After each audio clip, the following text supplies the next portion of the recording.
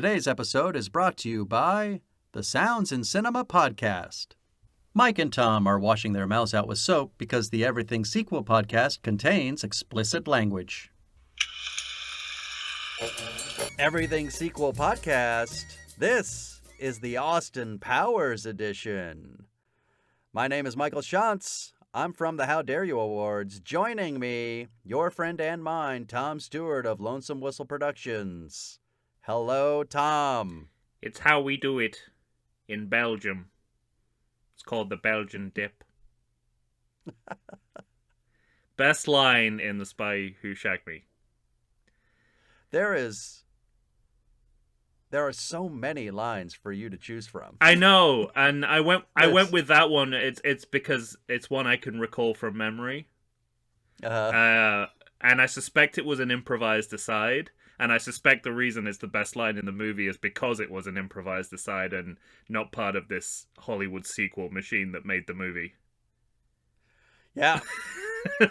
Yeah. I'm fascinated. So, well, here, ladies and gentlemen, we are talking about the Austin Powers series. Today, of course, we have to rank these sequels and declare them good or bad. I'm fascinated to know what you think, Tom. I bet you are. I mean, and tell the listeners why that might be. We are in your milieu. Do you think? You have free reign to talk about James Bond as much as you want. I don't. Yeah, I'm surprised you even noticed that I talk about the James Bond movie so much. I thought I'd been nuanced in how I placed my references. Is that what you thought? You thought you were casually referring to them once in a while? It's not like we have a drinking game based around it. Yeah. Well, I mean, that's something that creates a real internal battle for me when I have to rank and declare these movies, because I have such professional and personal attachment to these movies, to Mike Myers, to the film history that these movies are embedded in. Sure. And I have to weigh that against, objective criteria for making judgments about comedy movies, which is really about the success and failure of the humor. Mm-hmm. I mean, that's what it should always boil down to. And, how successful is it, but also, how much do the failures compromise the movie as a single entity. And I feel like that's particularly relevant with these movies where, when a joke misfires, it goes off like a nail bomb. It literally, like, ow, I got a nail in my ass. Yeah. I mean, yeah, you've got, like, it's it's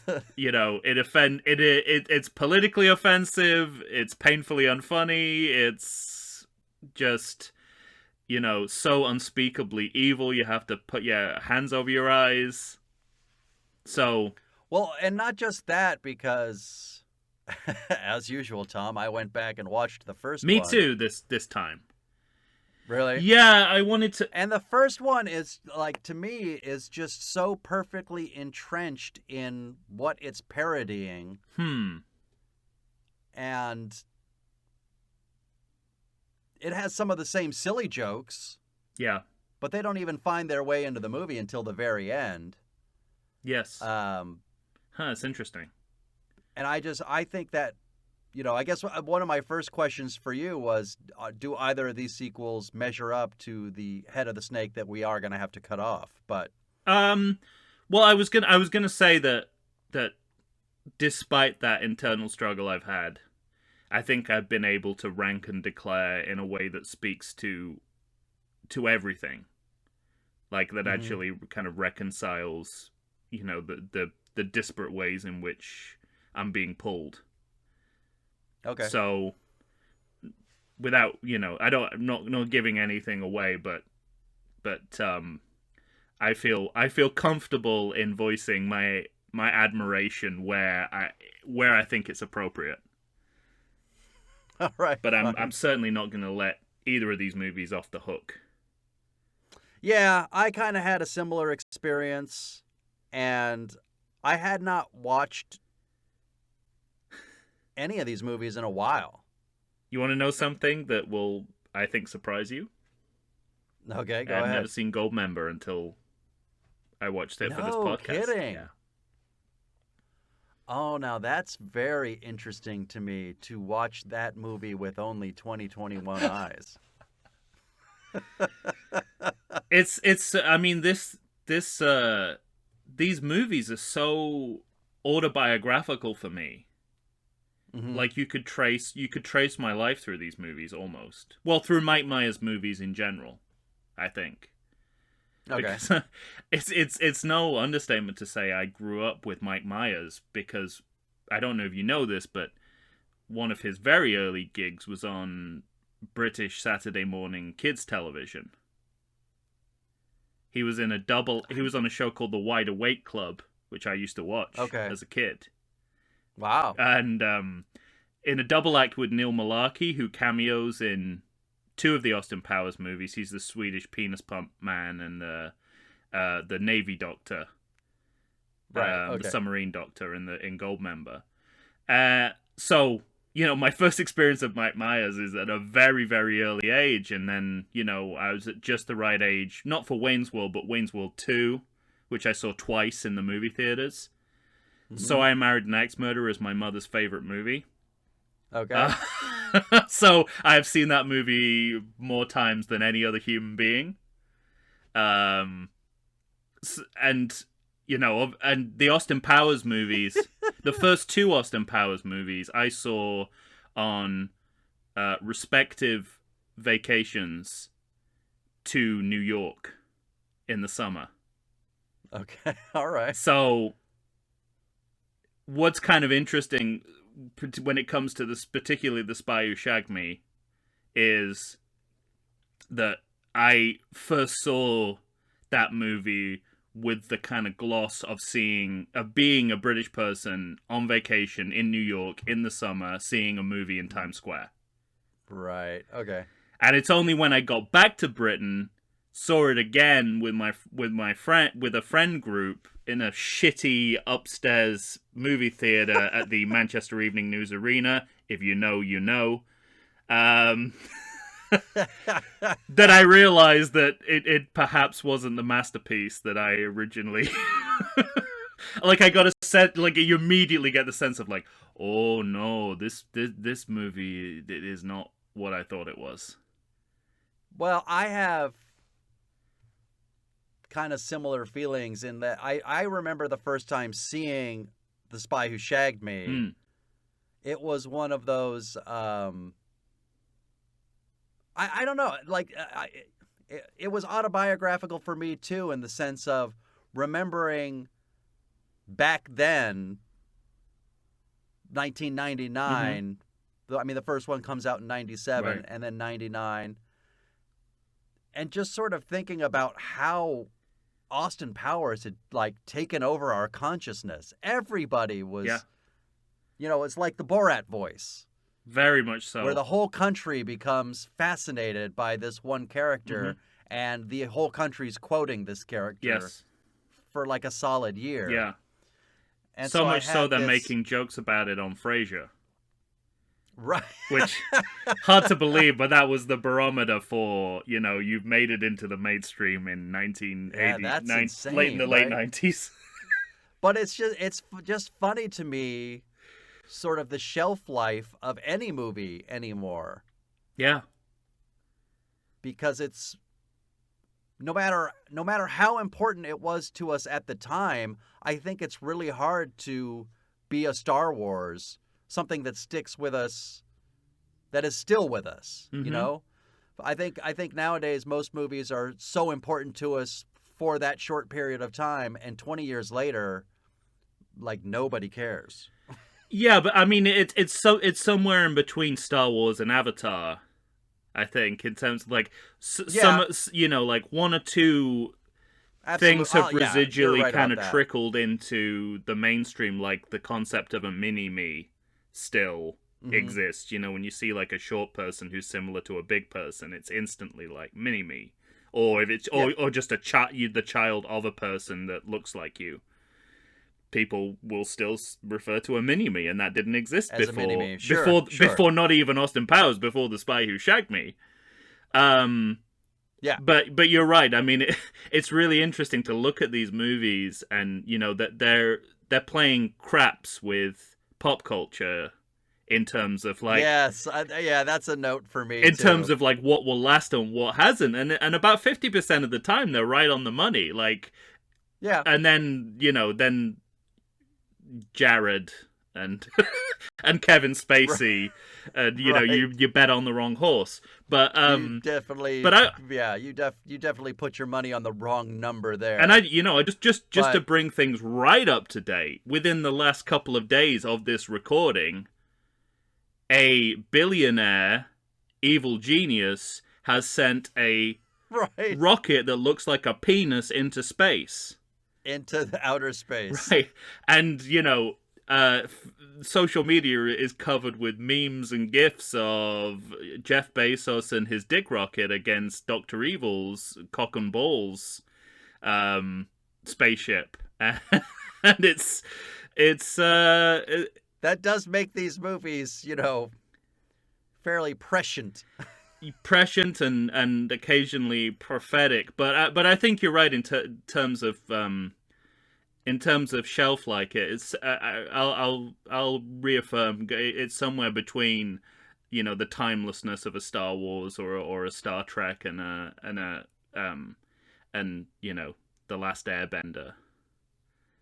These, and by that, of course, but I'm thinking of Avatar. Like, I can think of no other movie that has made. That's the best example. That has made so much money, but has had absolutely zero impact on how we live our lives. Right. That's the perfect example in the sense of you look back on that movie and you can't figure out why that made $1 billion. Yeah. In the U.S. Well, and you go to the technology that it was pioneering, but then you think of something like, and this relevant for our purposes coming up, you think of like Halloween and the Steadicam. It's like, yeah, but it wasn't just the Steadicam. That's not just the reason why Halloween survives. It's the Steadicam. But it seems as if the only reason anyone would ever dream of mentioning Avatar would be because of the camera it used, right? Anyway. All right. Well, we should probably get on with it. Yeah. What do you want to do for I think maybe we should just rank them very quickly first. Yeah. I mean, which of these two movies do you like the best? Goldmember. Oh, wow. By quite a distance, actually. I like The Spy Who Shagged Me. Oh, This is gonna be interesting. Yeah. I can't believe I'm gonna be fighting you over Bond parody. I know. But any movie that chooses to go to Moonraker, I'm on board for. I would argue it doesn't go to Moonraker, that for the last 20 minutes it is Moonraker. It is. Exactly. There is one shot that I haven't been able to break it down in these terms quite, but there is one shot in The Spy Who Shagged Me which I swear is an exact replica of one from Moonraker. There's a sequence of shots and just to let the viewers know, like, why I might know that. A couple of years ago, I did a live commentary on Moonraker for a local group here called the Film Geeks. And in preparation, I must have watched that movie 5 or 6 times. So.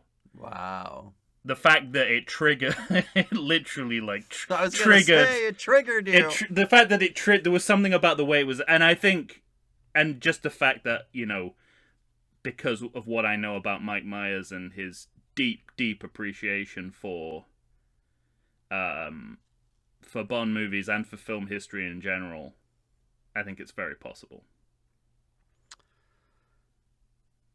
Wow. So you're going Spy Who Shagged Me Goldmember? I am, yeah. I'm going Goldmember, Spy Who Shagged Me. Oh yeah, and I'm seeing like... Goldmember through fresh eyes. So maybe that's playing more of a role than I anticipated it would. See, I thought that would give you bigger problems with that movie. Well, I'll save it, but actually no. I think despite a movie that's bookended by both Kevin Spacey and Jared from Subway, it's for me a less problematic movie than The Spy Who Shagged Me. Wow. which again returns to that sort of operational theory that the late 90s is the real is like, you know, the Reconstruction era in American cinema. Of the area where the Klan are at the height of their popularity in American history has its equivalent in the late 90s. When I think about The Spy Who Shagged Me, actually when I think about all these movies, they were movies at a certain time in a certain place. Certainly they represent where we were at culturally in terms of what we thought was okay to make fun of. I think it's even pushing it a little for that. It's my feeling about both these movies, but particularly The Spy Who Shagged Me. I mean, I remember being uncomfortable at the time with a lot of what was happening on screen. That was my next point, was that let me put it this way. I have more problems with The Spy Who Shagged Me in terms of what we're talking about right now. Okay, good. You're a human being. Good. But I have more problems with story and structure and shit like that in Goldmember. I find Goldmember just less. Huh. I had the same reaction to Goldmember. Goldmember I saw once in the movie theater, and I'm not sure I've seen it since. I thought, okay. Made me laugh. Well, that's the other order. But I wasn't compelled to watch it again. That's the other autobiographical element for me, that the missing piece of the puzzle, why I didn't see Goldmember. I was just going to ask you, because it seems like the first two movies were so important in your life. I'm surprised it didn't what happened into the theater. What happened is I became a great big snob about movies for a while. And I think I thought it was beneath me by that point. And maybe Gotcha. What we talked about before, the kind of pop culture overkill, right, set in a certain amount of fatigue, where I thought, well, this is not, this is not going to turn out well. So,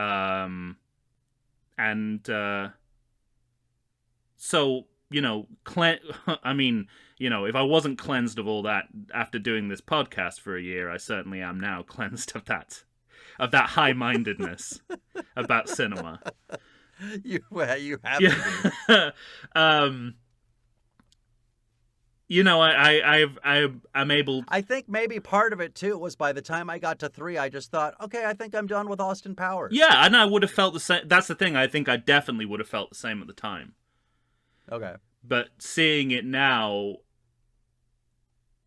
I suppose. I think maybe is part of it like a love of Michael Caine as well, just having his presence at all. Well, obviously that level of authenticity is hard to. I mean, to get the parody fed back through the basis for the parody is pretty amazing feat, right? Okay. Like when you hear Michael Caine saying Austin Powers patter, knowing that he was the inspiration behind it. Okay, I knew it. All right. Well, now here's the big question. And not crying about Batman. Well, it all helps.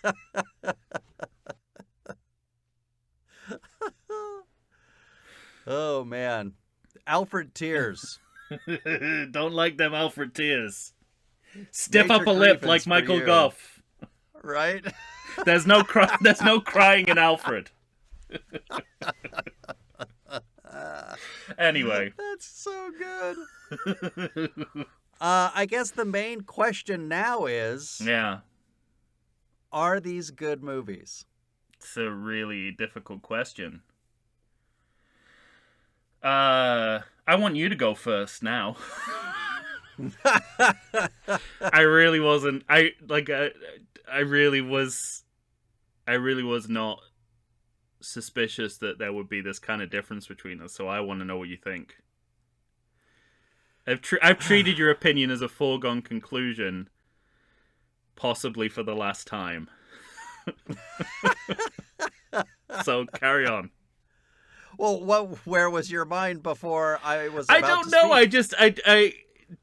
The idea that, and good for you, because that's what this podcast is all about. But the idea, I'd come to terms with the fact, and then this gives away one of my judgments, but that's fine. That's what we're here to do.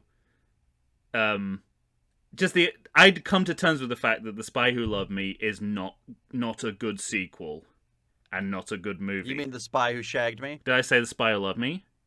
You sure did. Well, that's also true. The Spy Who Loved Me is not. It's a great Bond franchise entry, but it's not a good sequel. All right. They do mention his dead wife, though, so maybe I'm wrong about that too. So I come to terms with that, and now you're planting these seeds of doubt in my head. I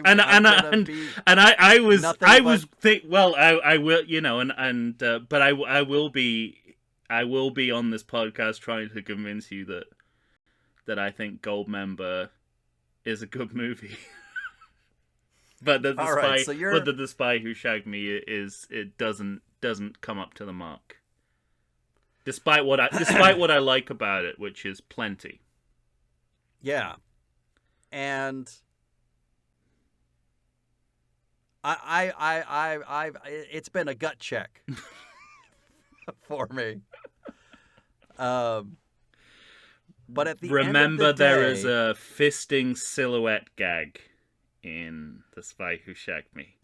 Okay, just remember that. We should all remember that. That last two scenes. That's all I'm gonna say. There's also a fucking dick arm in Goldmember. Silhouette scene. Touche, my friend. Touche.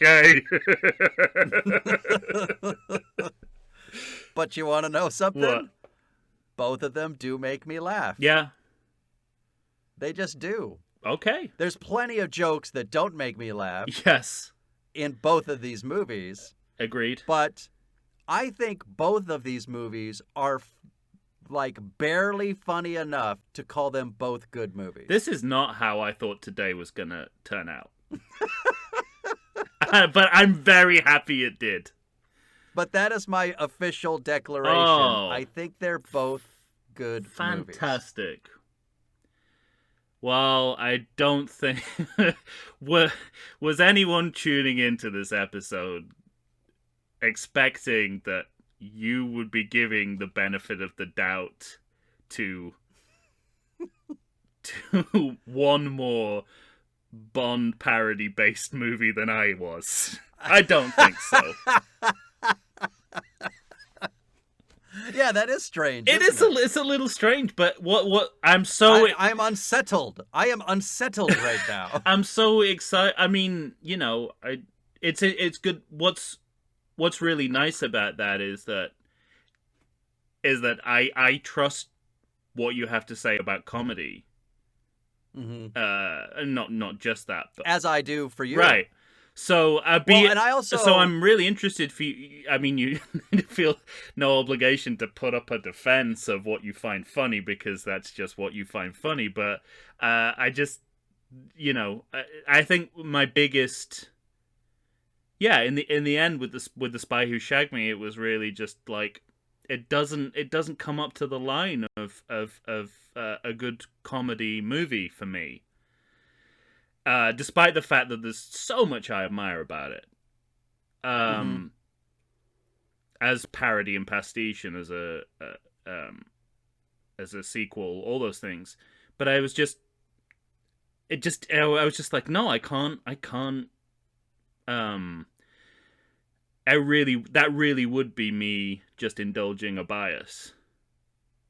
Yeah, but I didn't feel that at all way. about Goldmember. I was like, okay, put out the objective criteria in it, and it, barely, but gets there. I feel the same way about that movie, but I still have I really do have filmmaking reservations about that movie. I have notes like, where the fuck is Goldmember? Like, we haven't seen him in a long time. And then maybe 4 minutes later, he just pops up. Hello! And I'm like, fine, thank you. you know? I know exactly. I know exactly what you mean. I suppose.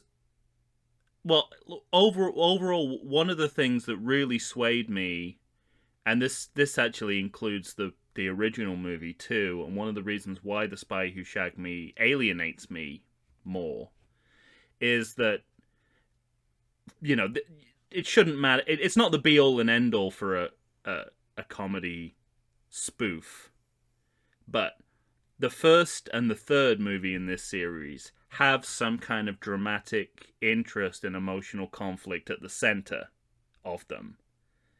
In the original movie, it's like Austin Powers coming to terms with the modern world. In Goldmember, it's father-son tension. You're right about that. Yes. And I couldn't... The second movie reverts more to a story for Dr. Evil, which I kind of enjoy. Well, no, but I couldn't... that's an interesting perspective, but in terms of the Austin Powers storyline, yes. I felt like they hadn't really... They very much tacked... Whatever conflict there was tacked on and didn't feel organic, which is a weird thing to say about an Austin Powers movie, because you would... Not only would you assume that that's the case for all of them, it's perfectly within the parody of... Perfectly within what they're parodying for that to be something that is actually intentional. Right. But... Given that the other two movies have the added bonus you can... Yeah, I can't disagree with any of that. You can sort of... you can tune into them emotionally in a way I just can't with the Spy Who Shagged Me. See, the father stuff in Goldmember rings a little hollow for me, though. Well, yes. I can't disagree with that, but I guess on a storytelling level, I appreciated the return to let's make this movie about something other than, let's say, erectile dysfunction, which is what the second movie's about. Something that is a bit more universal, family. Sure. The fish out of water scenario. I just thought it had better the first and the third movie had better bones. Although I was kind of, having gone back to the original, and again, there's no reason why we have to talk about this, but I was somewhat disappointed. I had invested too much in that element of the original. I was actually a bit let down about how little it figures. His coming? Yeah. His being unfrozen in the future. I was kind of I found it was a bit of a damp squib, really, going back to the original. Well, now what are you referring to? Like just the jokes about like the Reeboks and that kind of shit? No, I just think I feel, because the core of it is his mindset, and that still works for me. It's just I suppose it is having seen it too many times and it just not having the same impact, unsurprisingly, that it had in Times Square in 1997 when I'm on vacation, and I've literally never seen a movie like Austin Powers in my life, my tiny life. Well, and here's the thing, is like that movie has, I want to say, somewhere in the neighborhood of a 72-73% score on Rotten Tomatoes. these two movies are almost exactly the same. 52% for The Spy Who Shagged Me and 53% for Goldmember. So it's like, even for mainstream critics, they're neither one of them's at 60%. We're both, well, I'm saying both is like right at 60% for me to say ripe tomato. And you have that, I assume, for Goldmember. Yeah. And you're somewhere between 50 and 59 for Spy Who Shagged Me. That's fair. It's fairly accurate. I like that we have like a statistics corner here on the right. everything. See, this is like Nate Silver is guest hosting. Exactly.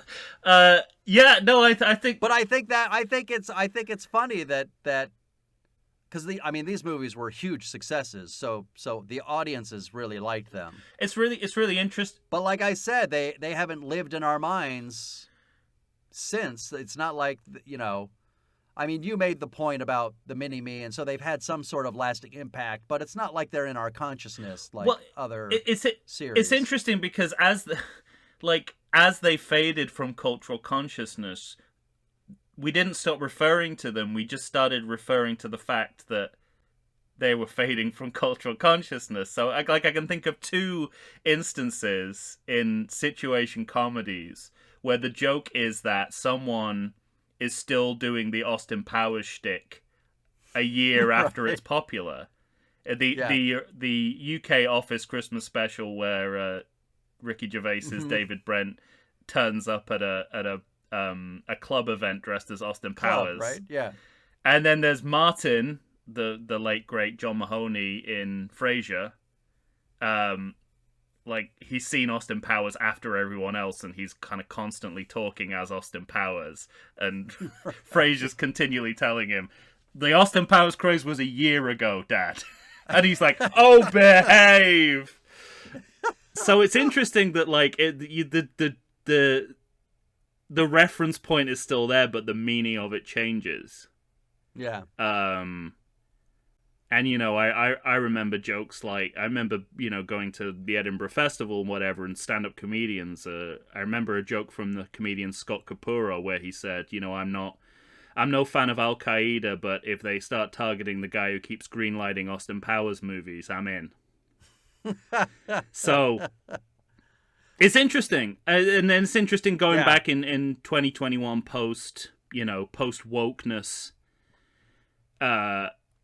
and the difference that makes. There's all, you know, it's how we feel about Mike Myers now post The Love Guru is also a factor.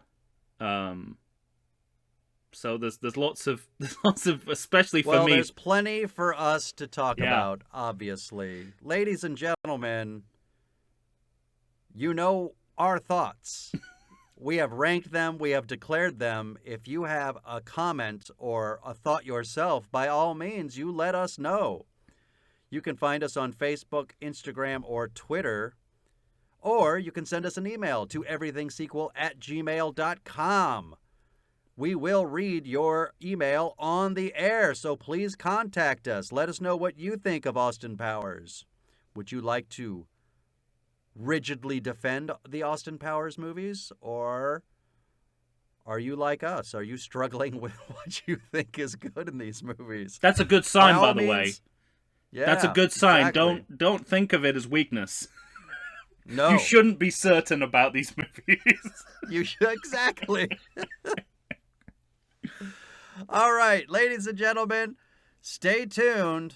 In the coming days, you're going to hear us talking about Austin Powers, The Spy Who Shagged Me. For Tom Stewart of Lonesome Whistle Productions, I am Michael Shantz of the How Dare You Awards. Say goodbye, Tom. There's two things I can't stand in this world. People who are intolerant of other cultures, and the Dutch. If you like podcasts like I do, boy, do I have a treat for you. You need to stay on target and check out the Sounds in Cinema podcast. Listen as your host, sound designer and music creator Tony Parham, and co-host, musical performer and sound lover Derek Hansen, D-Rock if you're nasty, and I am, discuss all things sound related to film, television, stage, and theatrical productions. They discuss environmental sounds, bioacoustics, dialogue, the nature of communication through sound, but as an added bonus, they drink beer and try to stay on target. Find them wherever you get your podcasts and listen to the pure mania of a man who can charitably be described as Doug, the dog from Up, and another man with a soothing and sultry voice trying to get that man to stay on target. That's the Sounds in Cinema podcast. Tune in and listen to the sounds they are creating just for you.